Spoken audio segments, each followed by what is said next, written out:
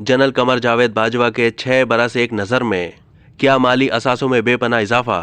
पाकिस्तान फौज के 16वें army chief general Qamar Javed Bajwa 29 नवंबर 2022 को रिटायर हो चुके हैं। वो 29 नवंबर 2016 को पाक फौज के 16वें सरबराह बने और इस ओहदे पर 6 साल तक फाइज रहे। जनरल कमर जावेद बाजवा ने मुल्क की सियासत में फौज के किरदार का एतराफ़ किया और फौज की सियासत से दूरी की पॉलिसी का ऐलान भी किया। जनरल बाजवा दौर में दहशत गर्दों के खिलाफ ऑपरेशन रद्दुल फसाद का आगाज हुआ।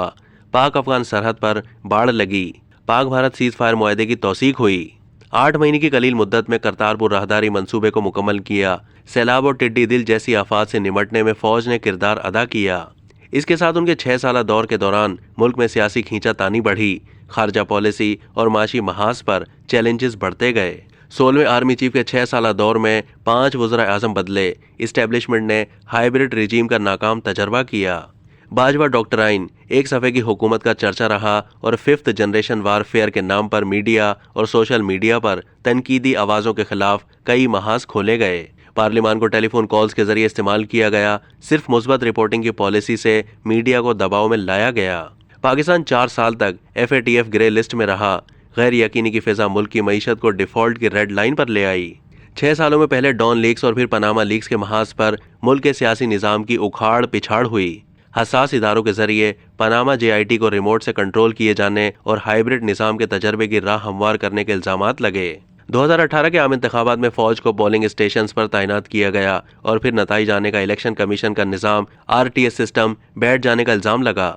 इमरान खान वजीर आजम बने और जोड़ तोड़ की सियासत उरूज पर रही। जनरल बाजवा के 6 साला दौर में पार्लियामान को रबर स्टैम्प के तौर पर इस्तेमाल करने और कानून मंजूर करवाने के लिए अरकान पार्लियामेंट को फ़ोन कॉल्स किए जाने के इल्ज़ामात लगे। यहाँ तक कि जनरल बाजवा की 3 साला मुद्दत ख़त्म हुई तो बज़रिए पार्लियामेंट कानून साजी करके इस दौर को 6 साल तक बढ़ा दिया गया। 6 सालों में बाजवा डॉक्टराइन सामने आया और हुकूमत ने सिर्फ मुस्बत रिपोर्टिंग करने के अहकामात जारी किए।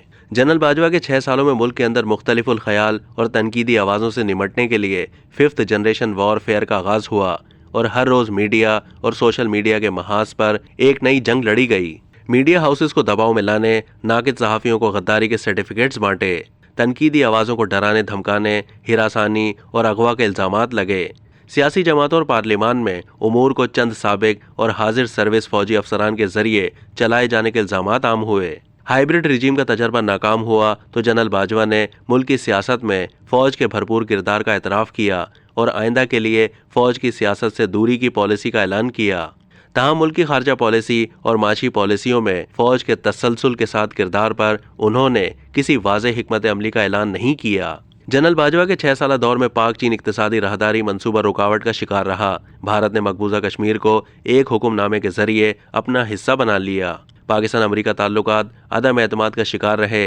FATF ने पाकिस्तान को ग्रे लिस्ट में डाला रखा जिसे निकलने में 4 साल लग गए। जनरल बाजवा दौर के इख्तिताम पर उनके खानदान के माली असासों में बेपनाह इजाफे की खबरें सामने आईं, जिस पर बाद में ISPR ने वजाहत भी जारी की।